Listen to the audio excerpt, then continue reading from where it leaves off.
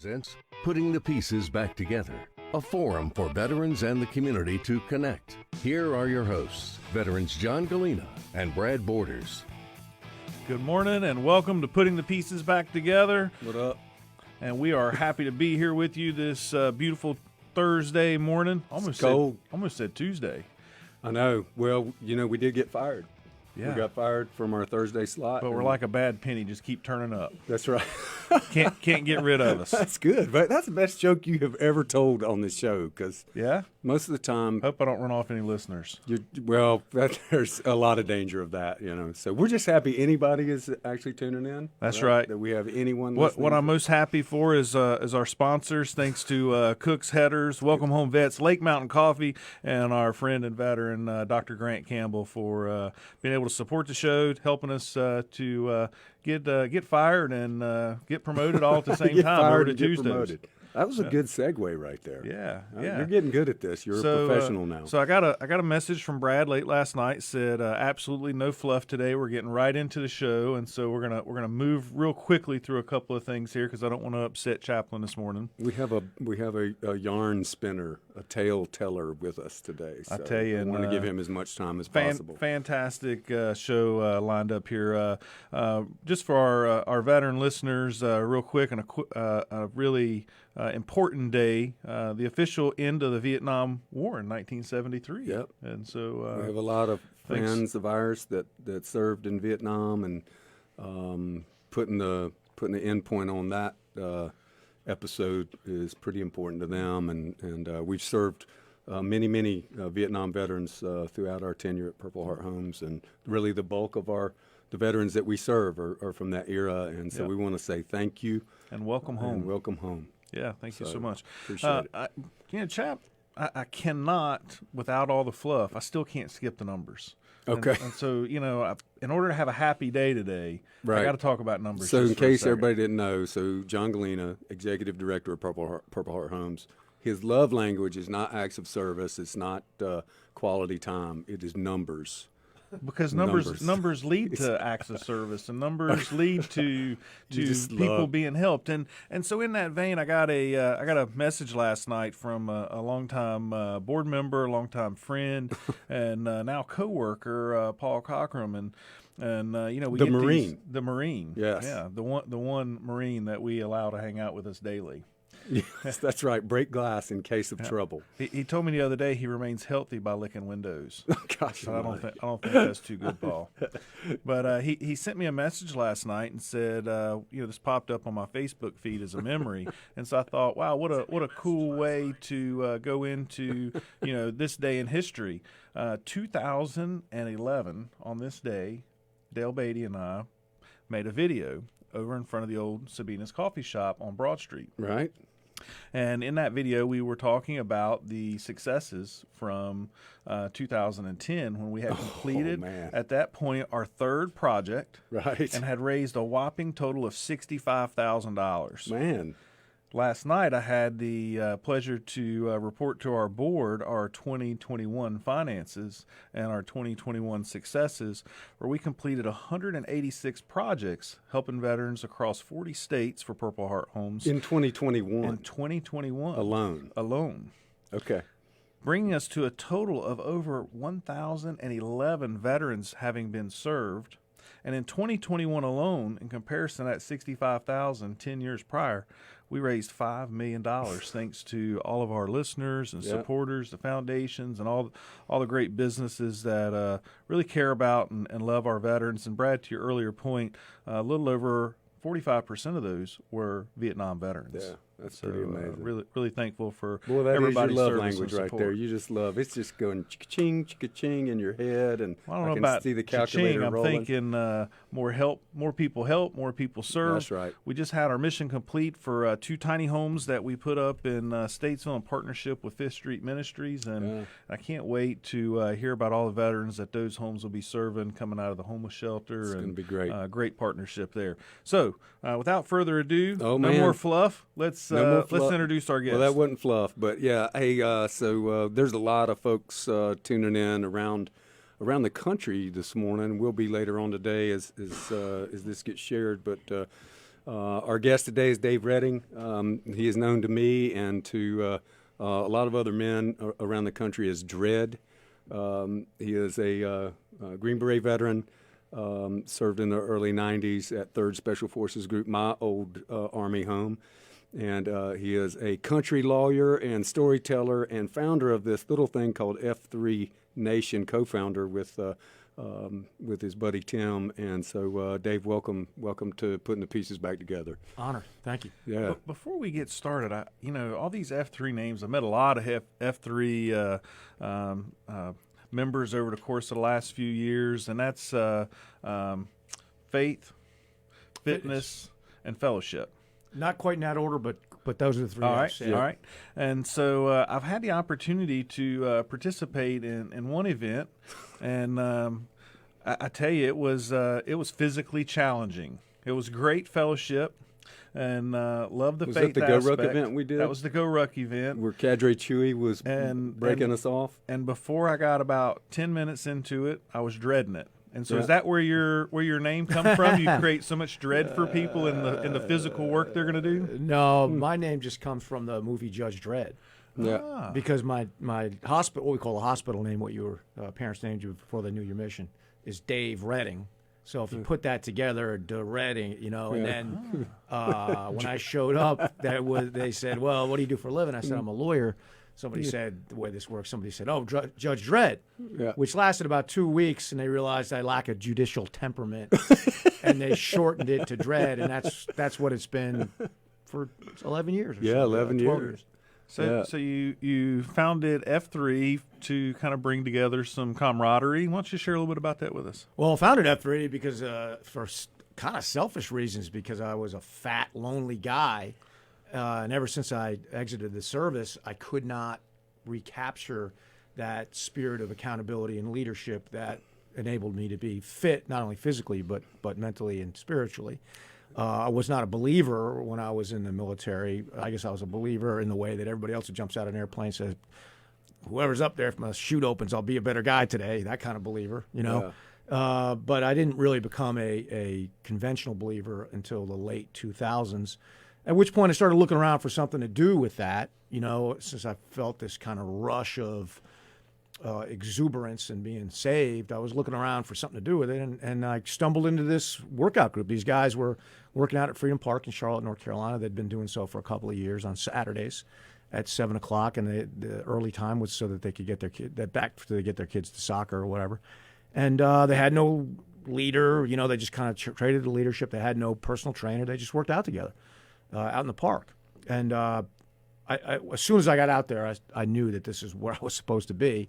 And I just leapt into it, and the group got so big that they needed an outlet. So my co-founder, OBT, and I started a second workout group not far away in Charlotte, and we just wanted to have that second group and kind of share the fitness together. Wasn't called F3, wasn't called anything, and that is the thing that exploded. Yeah, exploded, and now, I mean, do you even know how many cities have an F3 workout going in them? We know how many workouts we have, individual workout groups, and that's something like 3,000.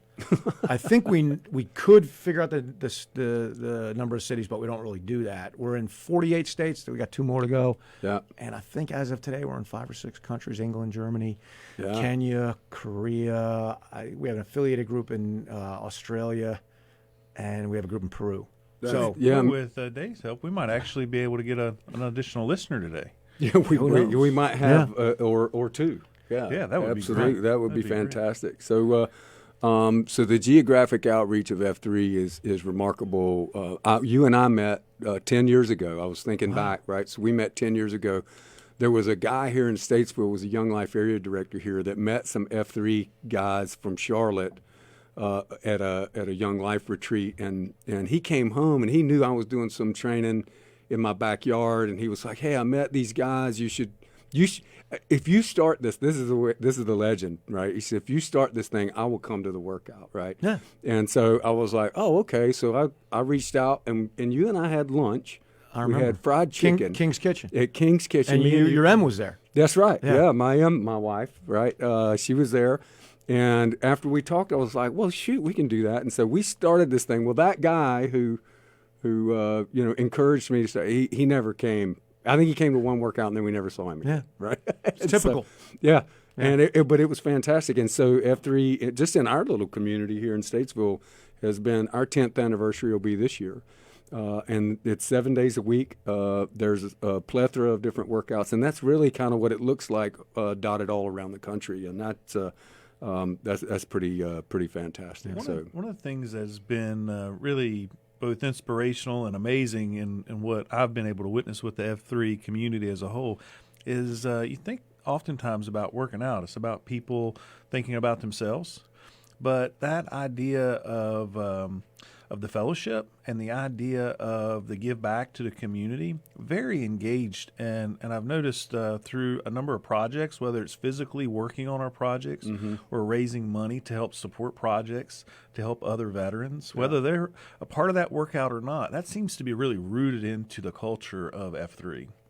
You want to speak a little about that? Sure. So that's the part of what we call the third F, which is faith, which is no particular denomination or no particular belief system, but F3 defines faith as simply belief in something outside of yourself. In other words, you're not the king of the world. It doesn't revolve around you. There's something else out there. So we say the fitness is the magnet. It's pretty easy to get a guy to come work out with you, actually, at least once. Because all men Unless you go work out with Brad and his kettlebells. Well, he would probably take it easy that first time. But, it's pretty easy to get that guy to be an FNG, which military guys would say, well, we call that friendly new guy because we try to keep it family oriented. Right. So it's pretty easy to get an FNG to post. Usually, for me, it's a guy that's already very cognizant that he's overweight and he's worried about it. And he says, well, man, how do you stay in shape? And I explain to him, I say, hey, look, I'll pick you up. Take you out there, and so that's easy. That's the magnet. The glue is the fellowship. That's the second F. Once a guy gets out there, and the first time he usually splashes Merlot, which is what we call throwing up, because the workouts are hard, and he's not used to it, and it's outdoors, and we take no prisoners. We don't leave anybody behind, but we don't leave anybody where we find them. But after if he sticks it out for 3 or 4 weeks, and suddenly he's got his wind, and he's looking around, he starts to understand the lingo because we have a whole lexicon that's, kind of foreign until you get used to it. But then you suddenly realize after about a month, he's like, I've got friends, I have fellowship. I've been living this lonely life, and now I got all these guys to be around. That's the second F. And right about that time, the guy starts thinking about other people. Yeah. His body is fit enough that he's no longer thinking about that. He's got some friends, so his loneliness goes away, and boom. He's like, wow, my brother-in-law could use this. Or that guy in the other cubicle down he could use this. And then that's the dynamite. Yep. And you get a couple of guys together who are fit, what we call being in upright personal alignment. They've got their relationship straightened out, so they're not worried about anything like that. It's a man's natural inclination to want to help other people. Yeah. And, Purple Heart Homes is a great example. There's probably 150, maybe more, things that are related to F3 that guys have just gotten fired up about. Yeah. And they want to pour their energy into it because there's something out there, right? There's somebody out there that I could help, and that's the ultimate fulfillment, and that's why the third F results in all, what we call impact. I think it's literally saving lives. I know personally, one of my dear friends, was struggling with some self-destructive ideations, right? Trying to figure out reasons to stay around, and showed up in an F3 workout a long time ago. Yeah, and he's still in it, right? And that's just one micro story, and you have a term for that when folks are outside of the F3 bubble. It's called sad clown. Sad clown syndrome. Yeah, sad clown syndrome. Right? That's right. Yeah, and we all know a lot of those folks, or we all were sad clown, right? And it's just been remarkable. I've just seen so many life-changing stories, and I was just wondering what's your favorite transformation story that like off the top of your head, if you had one you had to pick out, what would that be? Yeah, boy, that would be very difficult because there have been, so many stories, and we call those was-nows. Yeah. Was-nows, and a was-now is there I was, then this happened. Yeah. And now this is who I am. Yeah. And we encourage those was nows because that's how other men are inspired to what we call accelerate. Take the red pill, right? Yeah. Choose to accelerate their fitness, fellowship, and faith. So if you go up to a guy and you're fit, you take Chappie now is fit. Look at the guy, and it's intimidating, right? He goes up to a guy that's not fit and says, "Come do my workout," and the guy is like, I can't, I can't be you. Now, Chappie would then say, "Look, I used to be, right? Mm-hmm. This is what I was, right? I know exactly how you feel because I can empathize with that. I was that. Then this happened, and now I'm the guy I am now." So he's not simply saying, shaming the guy in the sense Right. that, look at yourself, you're a mess. He's saying, I was you, and this very small decision you can make in your life can begin the process of changing from a sad clown to what we call a him, which is a high-impact man. All you've got to do is make one single decision, and that's to get out of the far sack tomorrow morning and come out to this workout and surrender yourself just for 45 minutes to another guy. That is kind of the big decision. Yeah. Like, so for 45 minutes, somebody else is going to tell you to do a push-up, tell you to run across this football field. And we're not asking you to keep up. All we're asking you to do is do the best you can and let the rest of it happen. And so if you isolate all that, all the things that keep a man as a sad clown, you just strip them away and focus their decision-making on one little thing. Yeah. That seems to work. So I know that really didn't answer your question. No, it does. Because there's guys who've lost, 100 pounds, and that's obviously a big thing. But there's also guys whose lives were basically dead. And I don't mean they were dead. I mean their marriages were dead. Yeah. The relationships with their children were dead. They just went to work to make money, and now they're alive. And you can see it in a man. Sometimes I haven't seen a guy for a year or something. They have I'm a like, wow, purpose. they have a purpose. Absolutely. Such a key anchor in life. Yeah, it absolutely is. And now here we are. We're over a decade into this thing. Thousands of men have been affected by this across the country. That means thousands of families have been affected by this. Lives have been saved and changed. Oh, lives have been saved. Yeah, transformed. no doubt. And it wasn't a program. It wasn't something that started out that needed a ton of funding, right? Didn't need any funding, right? And so the basic tenets of the workout, it's open and free to all men, right? All the workouts are always outside. Everybody gets a nickname. So when you come, you get gifted a nickname. You don't get to name yourself. And there's always a prayer at the end. Right. It's pretty simple. It's pretty simple. Yeah. And it's always led by the men in the workout. So we don't use professional trainers. And what we use is the leadership of each individual workout, which is called the Q. He's the leader.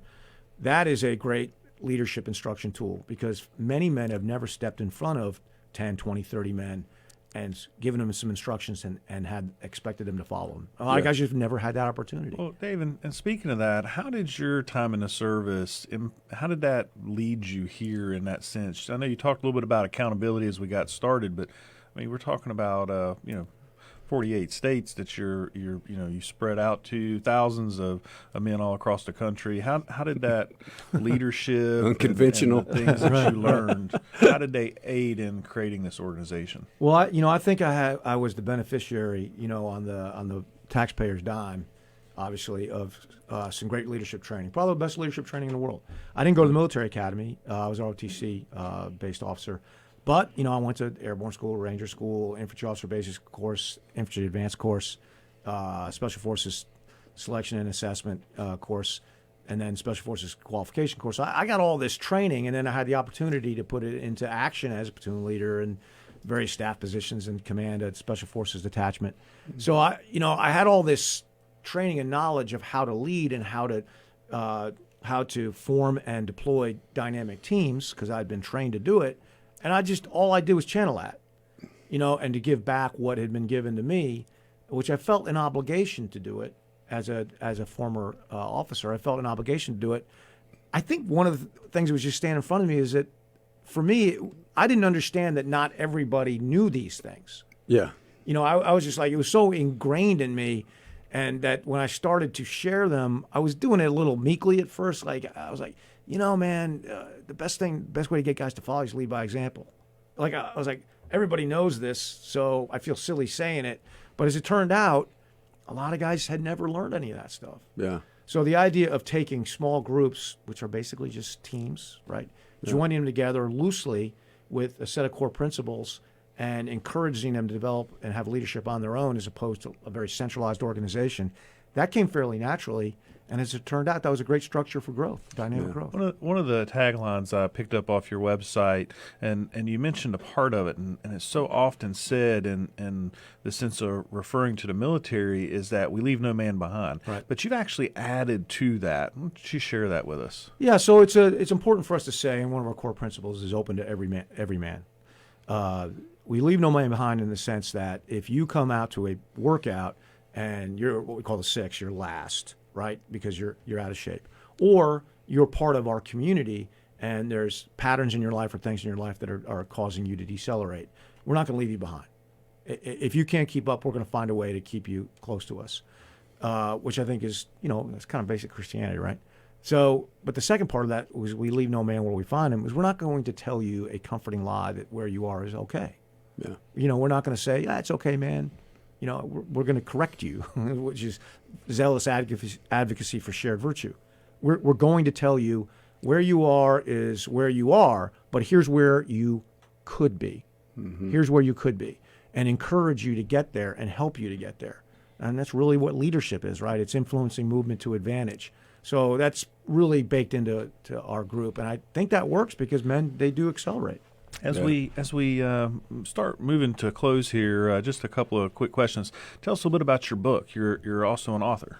Yeah, so I've got a couple of books. One is called Free to Lead, and that's really the starter kit book for a F3 workout. If you didn't know anything about F3, you could read that.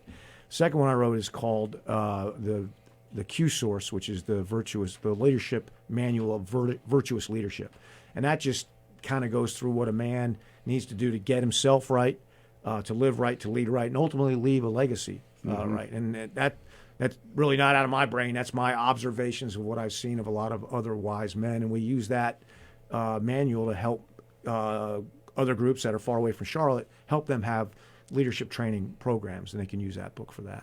And cool. you employ that you travel around and do that at Grow Ruck events. There's a thing called Grow Ruck that you guys have put on, and that's in combination with Go Ruck, which is a super intense leadership development weekend where you put heavy stuff on your back and do silly things and for a long period of time and learn while you're doing it. Right. So Dave, we've got just a minute left here. I want to thank you for your service. Thank you for continuing that service and lifting up other men in the communities to be able to grow and have a purpose and a mission in their life. Not just those that are in the military, but I'd encourage people, Google F3, F3 Nation, is the website, and check that out, figure out how you can get involved. And also want to just do a shout out to the men of F3 Jacksonville, where they've just volunteered to start our newest chapter of Purple Heart Homes. Yeah, Mr. Woodchuck is leading the effort awesome. with a bunch of guys down there, and they are our newest and vibrant chapter for Purple Heart Homes. I'm actually going to be down there in a month or two, and I'll make sure I look those guys up. Oh my gosh, they're great folks, and we're so excited to have them on. Just be a part of both communities that I'm involved in with F3 and with Purple Heart Homes, and so Dave Dredd, can't thank you enough. We didn't realize 10 years ago when we were eating fried chicken at King's Kitchen that we'd be on the radio together talking about this being in hundreds of different communities and 3,000 workouts and thousands of men's lives impacted. We didn't have any idea, did we? Look at there, chap. I'm so proud of you. You just threw out a bunch of numbers. I know, I did, right? You made my day today. Oh my I'm God. happy. Oh my gosh. I'm happy. But, Well, I want to again just give a shout out to all of our sponsors, Cook's Headers, Welcome Home Vets, Lake Mountain Coffee, fellow veteran friend Dr. Grant Campbell. Next week we have Leon Imes, Vietnam veteran, scheduled for the show. Just thankful for all those Vietnam veterans out there and for their service, and just hope everybody takes an opportunity today as we officially ended the war in 1973. Welcome home, veterans.